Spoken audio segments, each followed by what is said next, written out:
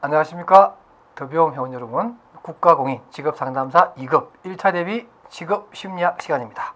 오늘은 우리가 지난 시간에 배웠던 직무분석에 대한 부분을 많이 했었는데요. 지난 시간에 결국 이러한 직무분석은 무엇을 하기 위해서 한다고요? 직무평가. 직무평가는 뭐라고요? 직무의 상대적 가치를 파악을 해서 구체적으로는 임금의 수준을 결정하는 그러한 내용을 담고 있습니다. 그리고 또 이러한 직무평가가 끝나고 나면 뭐 한다고요? 직무수행평가. 직무수행평가는 일반적으로 우리가 인사고과 근무평정 이렇게 우리가 세속적으로는 얘기할 수 있다 이런 얘기입니다. 그 가운데 있는 직무평가에 관한 얘기를 하려고 합니다. 457페이지 위에서 네 번째 줄에 나오네요. 교재 위치 찾으셨습니까? 457페이지 직무평가입니다. 자, 직무평가의 의의는 직무분석의 결과로 우리가 직무기술서 3단, 우산 3단이라고 그랬죠. 직무분석 3단계에 의해서 직무기술서와 명세서가 탁 나옵니다. 그것을 기초로 해서 직무의 상대적 가치를 체계적으로 결정하는 과정입니다. 그러한 결정은 결국에는 어떤 형평성을 맞추게 되고 이러한 형평성에 따라서 급여 수준이 결정된다. 이렇게 여러분들이 알아두시면 되겠습니다. 그 내용이 가운데 딱 있죠. 임금 결정 요인을 결정하고 찾는 바로 그게 직무평가다. 이렇게 되어 있고요.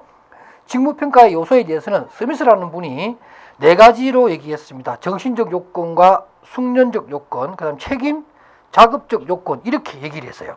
이것도 여러분 시험 잘 나오니까 네 가지 꼭 알아두시기 바랍니다. 그러면서 이러한 직무 수행에 대한 직무평가는 그 연이어서 나오는 직무 수행평가와 또 결부되어 있습니다. 한 단 넘기세요. 458페이지 퍼포먼스 어프라이저라고 해서 일반적으로 평가의 직무 수행, 퍼포먼스를 따지는 겁니다. 그러니까 직무 평가를 하게 되면 그래 너와 A와 B는 같은 직무를 한다라는 게 이제 정해졌어요. 그죠? 그런데 같은 직무를 했을 때 일정 기간 뒤에 이 두 사람의 생산성이라든가 근무 평정을 어떻게 할 것이냐. 그게 바로 직무 수행 평가입니다. 바로 이런 것을 한다 이런 얘기고 이러한 직무 수행 평가에 오류가 있었습니다. 우리 일반적으로 학교 성적 낼 때도 마찬가지죠. 저 역시도 학점을 내야 될 때는 참 고민입니다. 그래서 좀 이렇게 좀 욕도 좀 덜 먹어야 될 것 같기도 하고 또 그 와중에 공부 정말 열심히 한 친구는 열심히 한 대가를 받아야 될 것 같고 그죠? 그러나 학교마다 딱 그게 다 다르겠지만 우리도 저희 학교 같은 경우도 A 뿔 몇 프로, A 몇 프로, B 뿔, BC 이렇게 등급별로 프로테이지가 정해져 있어요. 막 잘 주고도 안 되고 못 주도 안 됩니다. 근데 가운데로 싹 몰리게 할 수도 없어요. 갈라지게 돼 있거든요. 그런 것들이 있는데 그러한 어떤 것을 평정을 하는데 후광 효과가 생길 수 있습니다. 후광 오류죠. 그러니까 그 친구가 어떤 잘하는 일이 있다. 그럼 그 잘했다는 그 선입관이 딱 남아가지고 이번 일도 잘할 거야 라고 하는 생각을 가지고 있음으로 해서 제대로 된 인사고과 직무수행 평가를 못한다 이런 얘기죠. 그 다음에 관대와 오류입니다. 다 잘했다. 다 못했다. 다 잘했다는 얘기를 보통 정적 관대합니다. 그래서 다 잘한 쪽으로 평가해버리고 또 다 못한 쪽으로 평가해버리고 이건 안 좋다. 그 다음에 중앙집중 오류. 제가 조금은 범하는 오류일 수도 있습니다. 두리뭉실하게 잘한 사람도 없고 못한 사람도 없고 학점을 가운데 중심으로 그죠? B뿔 중심으로 또 A나 B뿔 사이에 다 몰아넣는 거죠. 그래서 저도 좀 안전빵으로 가려고 이런 세 가지의 오류가 직무수행 평가에 큰 어떤 왜곡된 결과를 가져오기도 한다. 꼭 직무수행 평가뿐만 아니죠. 우리가 일반적으로 설문지라든가 또는 우리가 검사지 만들 때도 이런 부분을 염두에 두고서 하다 보니까 좀 냉정하게 판단해야 될 부분을 우리가 놓친다. 이런 얘기입니다. 자, 우리가 이제 지금까지는 직무 분석을 통한 직무 평가, 직무 수행 평가를 했다면 이번 시간에 우리가 좀 더 집중적으로 볼 것은 바로 직무 만족입니다. 직무 만족. 자, 직무 만족은 개념도 중요하고 또 이러한 직무 만족에 관련된 여러 가지 이론들에 대한 부분을 살펴보도록 하겠습니다. 여러분 교재 조금 신나게 넘어갑시다. 462페이지입니다. 직무 만족이라고 하는 것은 무엇이냐? 자, 직무 만족에 대해서 여러 가지 얘기가 있습니다만은 직무 만족에 대해서 가장 간단하면서도 완벽하게 설명한 것이 바로 462페이지에 위에서 8번째 줄인가요?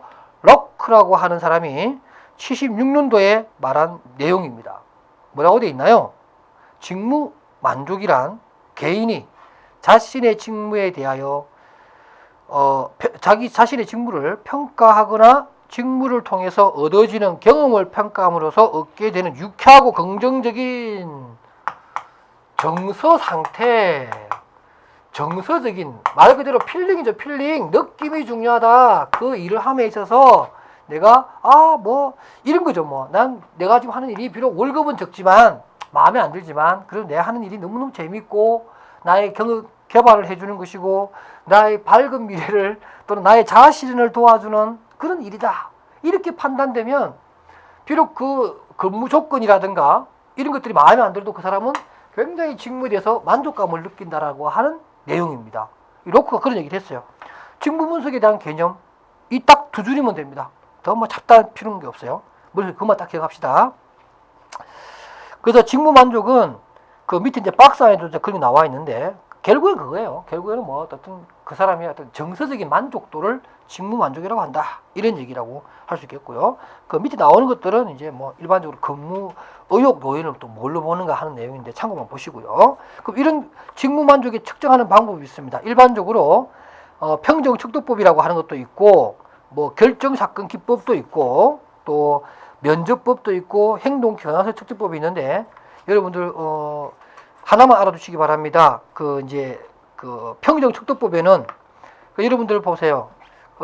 평정 척도법 463페이지에 보면 평정 척도법을 보면은 1 특성이 있고 두 번째 유형이 있는데 그 중에 그 유명한 MSQ 여러분 기억나십니까? MSQ 로키스텐 다비시의 직업 적응 이론에서 이 이론에 많이 쓰이는 검사지가 MIQ라든가 MSQ라든가 OS라든가 이런 게 있다 그랬잖아요. 그죠? 바로 OS 맞네요. 직무만족. 그러니까 OS는 오쿠페이셔널 스케일이니까 스트롱 검사지에 나오는 거네. 제가 착각을 했습니다. 그러니까 MSQ, MIQ 이런 것들 있잖아요. 그죠? 그 중에 하나가 바로 미네소타 직무만족 설문지라고 하는 것이 있습니다. 대표적인 세계적으로 많이 쓰이는 그런 검사지. 이건 이미 직무 만족에 대한 방법이다. 측정하는 방법이다. 그 다음에 또 나오는 게 JDI라고 해서 직무 기술 지표라고 하는 것이 있습니다. 이것을 통해서 이 종업원의 만족도를 파악하는 검사지입니다. 직무 만족 측정지로 스미스가 개발한 JDI 그 행각편으로 쭉 꺼세요. MSQ 줄 것이고 JDI 줄 것이기 바랍니다. 그 다음 또 재밌는 게 있어요. 그 다음에 그 양가로 3번에 보면 페이스 스케일이라고 하는 것이 있어요. 이거는 이제 문자로 되어 있는 게 아니고 우리 그런 거예요. 이거 우리가 직업 상담에서도 집단 상담에서도 많이 쓰는 건데 스마일 그림이 있잖아요. 스마일 그림 그죠? 그 스마일 그림이 웃는 그림, 찡그리는 거, 하품하는 거, 지겨워하는 거, 화나 있는 거 이런 그림들이 한 10대 개가 있어요. 그죠? 그러면 이제 자기의 직무와 관련돼서 당신의 지금 얼굴은 어떤 겁니까? 그러면 이제 자기 직무에 대해서 생각하면 즐겁고 좋아요. 그러면 웃는 얼굴에다 색칠을 하는 거죠. 자기 업무가 좀 지겹고 좀 재미없다. 그럼 좀 지루한 얼굴에다가 색칠하게 해요. 또 화가 나 있고 안 맞고 빨리 보직 변경하고 싶다. 그러면은 화나 있는 표정에다가 색칠하겠죠. 그 아이들 무슨 꼭 그거 하는 것 같아요. 근데 그런 검사지가 있다라는 거죠. 오히려 그런 게 사실 전달될 때가 빨리빨리 전달되거든요. 정확하게 또 자기의 마음을 전달할 수도 있습니다. 그 그림 하나가. 이게 바로 얼굴 표정 직무 만족 척도라고 하는 것도 있습니다.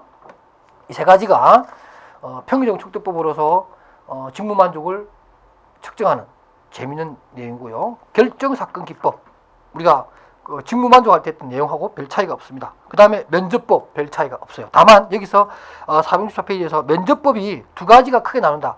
구조화된 면접법이 있고 비구조화된 면접법이 있고 또 반구조화 면접법도 있어요. 그러니까 어떤 면접법에도 보면은 이게 뭐가 있냐면 구조화가 되어 있는 게 있고 그 다음에 반구조화 그 다음에 비구조화가 있어요. 그 얘기는 뭐냐면 구조화는 면접을 할 때 이미 모든 내용을 다 사전에 구조화시켜서 다 준비해서 간다 이런 뜻이고 비구조화는 갈 때 아무런 준비 안 한다는 거죠.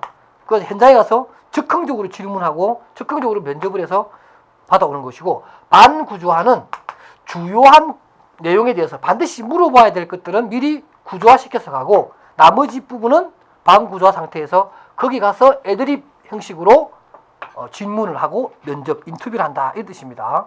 간단하게 구분 가능하죠? 그렇게 말해주시면 될 것 같고요.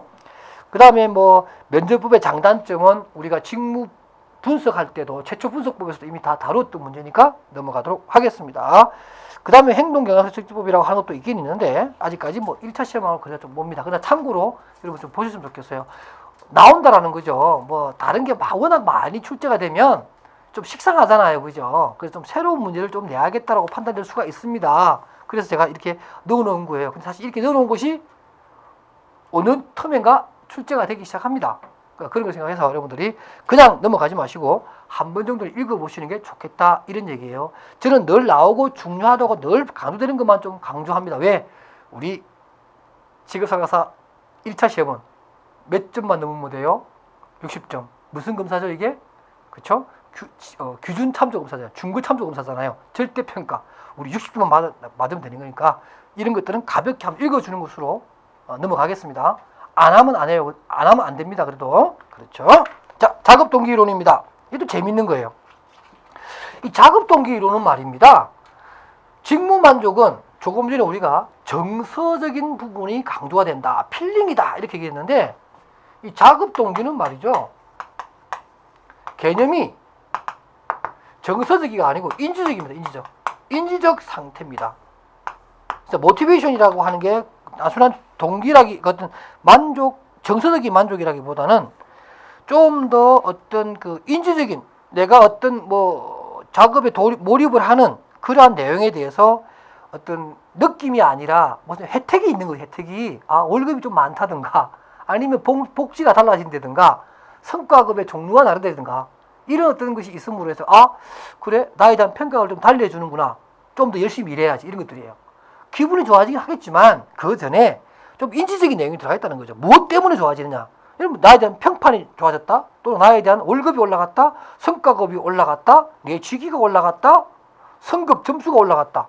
이러면 사람들이 미치듯이 일한다 이런 뜻이에요. 그죠? 그런 게 약간 다르죠.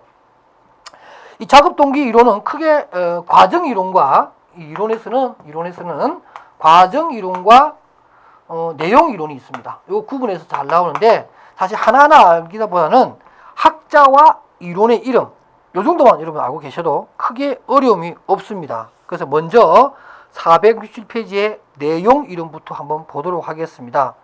내용 이론은 일반적으로 뭐 매슬로우의 니더스 하이라키 시열이라고 하는 욕구 위계 이론, 그 다음에 맥그리거의 XY 이론, 그 다음에 알더프의 ERG, 그 다음에 맥클리랜드의 성취 욕구 이론, 또 그 마지막으로 허즈버그의 이요인 또는 애킨스의 성취 동기 이론 이런 것들이 있는데 하나하나 살펴볼게요. 매슬로우의 욕구 위계 이론 한 장 넘깁시다. 여러분 468페이지 뭐 그림이 하나 턱 튀어나와요. 밑에 5개 이렇게 청돼 있죠. 원래 이게 좀 뭐랄까 이렇게 피라미드식으로 되어 있으면 좀 더 멋있을 텐데 우리가 그 매슬로우라고 하는 사람이 사람은 무엇으로 살아가느냐 욕구를 충족하게 살아간다 이렇게 얘기하면서 니드스 하이라키 시어리라고 해서 하이라키라는 것은 계층, 계단이라는 뜻이거든요. 니드스, 욕구가 계단처럼 돼 있다. 그래서 5단계가 있는데 생리적인 욕구와 안전의 욕구, 사회적 욕구, 자아 존중, 자아 실현 욕구가 있다. 이렇게 얘기를 합니다. 뭐 여러분 많이 봤던 내용입니다. 근데 이 매슬로우의 이론 특징 중에 하나가 밑에 게 채워져야 위로 올라간다는 그런 것이 있죠. 역으로 가지 않는다는 거죠. 그러니까 생리적 욕구가 채워져야 안전의 욕구, 안전의 욕구를 채워져야 사회적 욕구 이렇게 단계적으로 올라간다라고 하는 그러면서 이 욕구가 충족되면 작업 동기의 어떤 동기를 모티베이션을 갖게 된다 하는 이론입니다. 너무나 우리가 쉽게 이해가 되는 또 그럴 수도 있겠다 이런 하는 이론이죠.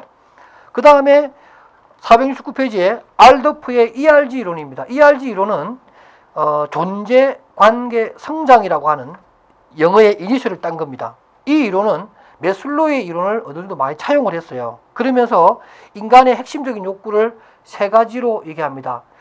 이그지스턴스 니드스, 존재 욕구입니다. 그러니까 살아 있어야 된다. 일단 자기 존재감 같은 것 이런 것들이죠. 그 다음에 관계 욕구, 누군가와 관계를 맺는 것이 굉장히 중심하다. 우리가 보통 보면 뭐 관계 중심적 사람, 그 사람은 관계성을 굉장히 따져 이렇게 얘기하잖아요, 그죠? 그 사람은 관계 욕구가 굉장히 높은 거죠. 그 다음에 성장 욕구입니다. 그로스 니드스, 자기 어떤 자기 개발, 자기 실현 이런 것 쪽에 굉장히 욕구가 강한 사람들이 있어요.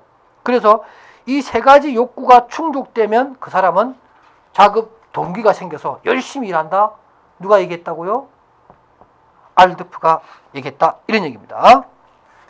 그래서 이 알드프는 생존의 욕구에 대해서 설명도 하고 관계에 대해서 욕구를 했는데 이 이론에 대해서 조금 특징을 한번 살펴보면 바로 470페이지에 이런 말이 나옵니다. 이 ERG 이론은 아까 메슬로우 이론을 차용했는데 차이점이 뭐냐면 메슬로우 이론은 밑에 게 채워져야 위에 게 채워지고 그 다음에 그게 채워져야 위에 올라간다. 이렇게 올라간다 그랬잖아요. 그죠? 그런데 이 ERG 이론은 그게 아니라 퇴행도 있어요. 퇴행. 올라갔다가 위에 게 안 채워지면 다시 밑으로 영어로 전문용어로 영어로 뭐라 하죠? 그걸 말해요? 빠꾸라죠. 빠꾸. 백도입니다. 백을 한다는 얘기죠. 백을 한다. 그래서 위에 거 채워지지 올라갔는데 위에 게 채워지지 않아요. 그러면 다시 밑으로 내려와서 밑에 거에 대한 욕구를 더 커지게 된다는 거죠.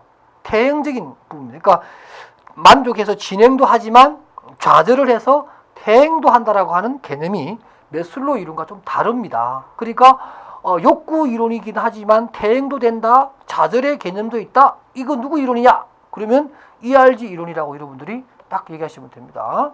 그 다음에 허즈버그의 이요인 이론입니다. 별표 3개. 동기 이론 중에서 가장 많이 얘기를 하고 또 시험도 잘 나오는 게 바로 이 허즈버그의 이요인 이론입니다. 허즈버그 여러분들 막 이름 막 헷갈리시죠? 뭐 기저버스, 기저버그, 기저버그, 긴저버그 있어요. 기저버스, 비저버그 있고 그 다음에 허저버그 있어요. 허저버그, 긴저버그, 긴저버스 또 기저버스 막 이름 헷갈리는데 구분하셔야 됩니다, 여러분들. 허저버그의 이요인 이론 이 양반은 이렇게 얘기했어요. 자, 작업 동기를 유발시키는 내가 포지티브하게 만들어주는 요인이 있고 그걸 갖다가 동기 요인이라고 해요. 교재 471페이지에 그런 얘기가 나오고 위생 요인도 있다. 이건 뭐냐면 불만족 요인입니다. 그러니까 사람들은 작업 동기에 있어서 만족을 느끼는 동기가 있고 불만족을 느끼는 동기가 좀 구분되어 있다는 거죠. 예를 들면 봐봐요.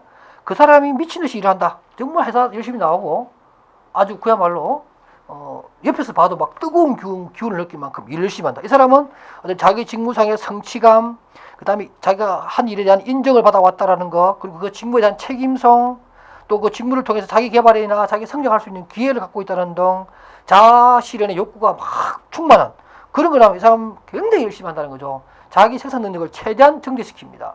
그런데 그거는 주로 만족에 관한 개념이고 불만족 요인이 있어요. 일반적으로 의학적입니다. 열심히 일하고 싶은데 자기는 추운 데서 일하고 있어요. 근데 다른 사람은 따뜻한 사무실에서 일하고 있습니다. 일할 맛 나요? 안 나요? 안 나죠? 이런 것들입니다. 그 다음 또 작업 조건이 안 맞다라는 거예요. 남들은 뭐 좋은 장비에 좋은 어떤 그런 최신식 하는데 자기만 옛날 구닥다리 같은 걸로 해봐요. 성질 나죠? 일 안 합니다. 작업 동기 안 생기고 오히려 불만만 자꾸만 생긴다. 이런 것들이에요. 그 다음 대인관계 같은 것도 마찬가지예요. 대인관계가 주로 불만적인 요소로서 작용을 한다. 이런 뜻이에요. 그러니까 어떤 종업원 관리 차원에서 그 사람의 만족도를 높여주려고 하는 건 그 사람의 불만족을 없애려고 하려면 대인관계가 원만하게 도와줘야 되고 작업 환경에 맞춰줘야 되고 환경적인 조건에서 차별성을 못 느끼게 해주고 이런 것들입니다. 굉장히 불만족스럽죠. 우리가 어떤 뭐 정규직과 비정규직 이런 얘기를 많이 하는데 정규직과 비정규직 관한 어떤 뭐 논문이나 또 제가 과거에 어떤 그 뭐 다른 교수님하고 같이 이렇게 뭐 할 때 보니까 설문조사해 보니까 비정규직들의 직업 적응에 있어서 가장 큰 문제가 뭐냐면 임금보다도 인간적인 모멸감이 됩니다. 예를 들면 어떤 현장직에서 일하다가 샤워를 하는데 정규직은 샤워실이 있는 데 가서 딱 샤워를 하고 깨끗하게 한 상태에서 옷 갈아입고 딱 집에 갑니다. 근데 비정규직은 씻을 데가 없더래요. 그래서 그 정규직이 씻는 그 샤워장에가 좀 씻으려고 그러니까 공장 관리자가 와가지고 거기는 우리 직원들 사용하는 곳이니까 당신네들이 그냥 집에 가서 씻어요. 이렇게 하더래요. 그게 너무 서럽고 힘들어서 월급 적게 받는 거, 일이 어려운 거, 그건 참겠는데 그런 게 너무너무 불만이라는 거죠. 글쎄요. 어느 사업장에서 그랬는지 모르지만 참 모양새 없어요. 그죠? 이런 게 불만족의 요인으로 작용을 한다. 이렇게 얘기합니다. 누가요? 허저버그가. 그 다음 맥그리거의 XY 이론. 이건 우리가 보통 뭐 성선설, 성학설 이렇게 해도 이해가 될 수 있을 것 같아요. 이 맥그리거라는 사람이 인간은 X와 Y 두 가지 어떤 성격적인 것을 가지고 있는데 X 이론을 가질 수도 있다니까. 인간은 원래 게으르고 나태하고 책임지기 싫어하며 시키는 일만 하려고 한다라는 관점이 X 이론입니다. Y 이론은 아니야. 인간은 자기 실현 가능성이 있고 스스로 뭔가 창의적인 일을 하려고 그러고 책임도 지려고 하는 게 인간이다 라고 해서 X형 접근을 할 것이냐 Y로 접근을 할 것이냐에 따라서 작업의 동기는 달라진다라고 하는 이론입니다. 간단하죠? X는 인간을 나쁜 놈으로 X놈으로 보는 거고 Y는 yes. 근데 인간은 yes 한 사람이다. 됐죠? X 나쁜 놈, Y는 yes 한 놈이다. 좋은 놈이다. 이렇게 이해하시면 됩니다. 그래서 그게 따라서 어떻게 하냐에 따라서 그 사람의 작업 동기는 살아날 수도 있고 죽을 수도 있다. 누가 얘기했다고요? 바로 맥거리그가 얘기했다. 그 다음에 맥커리랜드의 성취 욕구 이론. 맥커리랜드는 역시 욕구를 세 가지로 나눴어요. 성취 욕구, 권력 욕구, 친교 욕구. 마치 우리가 앞에서 배웠던 알드프의 ERG 이론처럼 욕구를 세 가지를 딱 얘기했습니다. 그래서 성취, 권력, 친교 욕구 이것을 충족하기 위해서 우리는 충족하게 되면 작업 동기가 일어난다. 이렇게 맥거리그가 얘기한 겁니다. 그 다음에 이러한 그 맥거리그가 말한 성취 욕구에 대한 평가가 있습니다. 473페이지 위에 보면 맥거리랜드는 인간의 욕구 중 보다 고차원적인 세 가지 욕구에 초점을 맞추고 또 학습 이론에 바탕을 두어서 성취 동기를 강화하려고 하고요. 또 이러한 성취 동기 이론은 기업가적인 정신, 또 성취지향적 조직 분위기를 조성함에 있어서 실질적으로나 이론적으로는 크게 도움을 주는 나름대로의 의미가 있는 그런 이론이다. 이렇게 우리가 평가를 내릴 수가 있습니다. 그래서 뭐 어느 학자의 이론이 또 어느 이론이 가장 중요하다 안 하다 이거 떠나가지고 일단 전반적으로 여러분 다 이해하시고 학자와 이론을 매칭할 수 있어야 돼요. 시험 나왔거든요. 다음 중 이론과 학자를 바르게 나열한 것은 틀리게 나열한 것은 그 다음에 또 허즈버그의 이요인 이론에서 만족 요인과 불만족 요인을 틀리게 쓴 것은 이런 것들이요. 그 다음에 또 알드프의 ERG 이론과 메슬로우 이론의 차이점, 그죠? 퇴행이 되냐, 뭐 좌절이 가능하냐, 돌아올 수 있냐, 백도할 수 있느냐, 못하느냐 이런 차이점들만 여러분이 챙기시면 됩니다. 그 다음에 이제 내용 이론 끝나고 과정 이론 설명합니다. 제일 먼저 등장하는 게 브롬의 기대 유인가 이론입니다. 무지무지하게 중요합니다. 브롬의 기대 유인가 이론, 인센티브 이론입니다.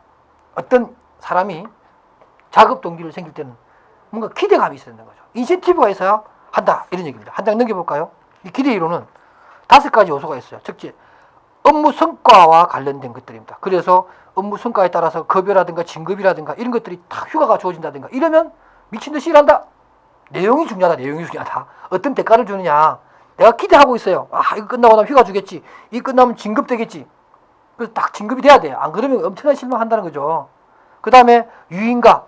우리 일반적으로 인센티브라고 하기도 밸런스라고 합니다. 그 대가를 주는 거죠. 우리가 뭐 보너스. 당신이 열심히 해서 200%. 당신이 못했으니까 50%. 그 200% 받은 사람은 작업 동기 엄청나게 막 업되는 겁니다. 그 다음 도구성이 있어요. 도구성. 도구성이라는 게 뭐냐면 일반적으로 뭐냐면 그러니까 도구성 이론이라는 게 뭐냐면 어떠한 내용을 줘야 이 사람의 작업 동기를 막 끌어올리는 거야 하는 거. 어떤 도구를 사용해야 되냐 이런 뜻입니다. 그래서 도구성 이론이라고 하기도 해요. 그 다음에 기대. 어떤 사람이 이걸 하고 나면 뭐가 있겠다라고 하는 노력에 따른 어떤 그런 대가에 대한 기대가 있고 그 기대를 딱 채워주면 어때요? 더 열심히 일하겠죠. 바로 그런 얘기입니다. 그 다음에 힘입니다. 포스인데 일반적으로 동기에 말하는 그 힘인데 이건 뭐냐면 노력이나 압력에 버틸 수 있는 힘, 뭐 이런 것들. 그러니까 어떤 자기가 가지고 역량을 최대한 발휘할 수 있는 힘이 있다면은 그것도 그 힘의 결과에 의해서 얻어지는 결과에 대해서 정당한 대가를 받게 되면 그 사람의 작업 동기는 더더욱 커지고 지속성을 가질 것이다 하는 내용입니다. 그래서 직무성과, 유인과, 도구성, 기대, 힘이라고 하는 이 5가지가 기대 이론의 중요한 요소다. 꼭 기억하시기 바라고요. 여러분들 이거 브롬의 기대 이론은 내용 이론 중에서는 최고의 중요한 이론으로 시험에도 늘 나옵니다. 그 다음에 아담스의 행평성 이론입니다. 저는 개인적으로 이것도 굉장히 중요하다고 해요. 왜냐하면 비교하잖아요. 사람들은 자기 혼자 있을 때만 자기가 월급을 많이 받았는지 대우를 받았는지 잘 몰라요. 근데 다른 사람들하고 비교하다 보면 저 사람은 나하고 똑같이 일했는데 왜 쟤는 나보다 월급이 20%가 더 많아? 기분 나쁘지. 작업 동기 없어집니다. 바로 그런 얘기입니다. 바로 그 아담스는 형평성에, 공평성에 맞아야 된다. 안 그러면은 일 안 한다 이런 얘기죠. 공정성 또는 형평성 이론 이렇게 얘기를 하고, 다른 사람과 자꾸 비교했을 때 그 나온 것에 대한 어떤 부당성이나 공정하지 못한다고 판단되면 안 된다는 거죠. 그걸 맞추는 게 중요하다. 형평 이론입니다. 형평 이론에 뭐 기본적인 요소가 있는데 이건 여러분 참고로 좀 보시고요.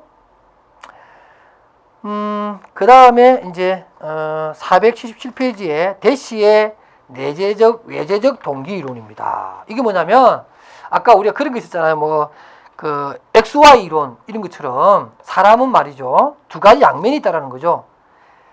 내재적인 가치에 더 가치를 느끼느냐, 외재적인 가치를 느끼느냐. 예를 들면 뭐 내가 일을 하는데 작업 동기를 들어가는데 뭐 임금이라든가 휴가라든가 성질이라든가 이렇게 눈에 보이는 어떤 그런 기대치가 충족됐을 때 인간은 더 일 열심히 하는가. 이거는 그 사람은 외재적 동기에 딱 꽂혀 있는 사람이죠.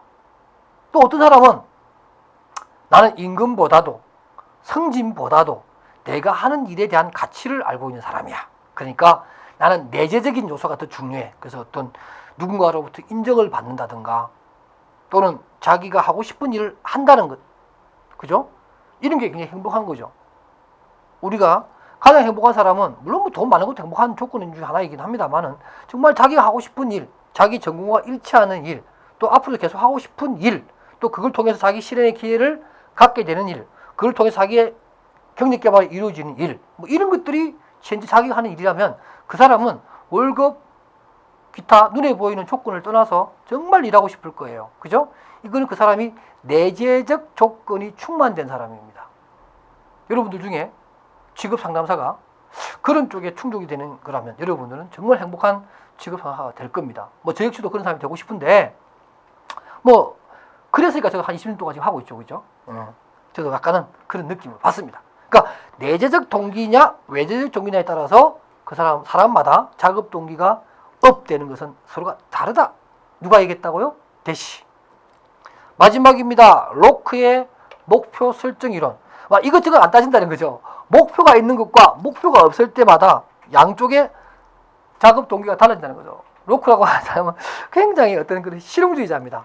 자, 우리가 뭐 열심히 일해 이렇게 얘기하는 것보다 오늘까지 10개의 물건을 팔아야 돼. 딱 하고 지정을 딱 정해준 거 하고 결과가 다르다는 거죠. 여러 가지 실험을 많이 해봤는데 여러 가지 실험이 있어요. 목표 관리와 관련해서 로크가 많이 했어요. 뭐 목재에서 막 이렇게 나무 이렇게 벌목하는 걸 이런 걸 갖다가 목표 준 팀과 안 준 팀 이렇게 해봤더니 아무 인센티브 준 거 아니에요. 인센티브 준 거 아니고 그냥 A팀한테는 열심히 하라 이렇게 막 격려해서 좋은 말로.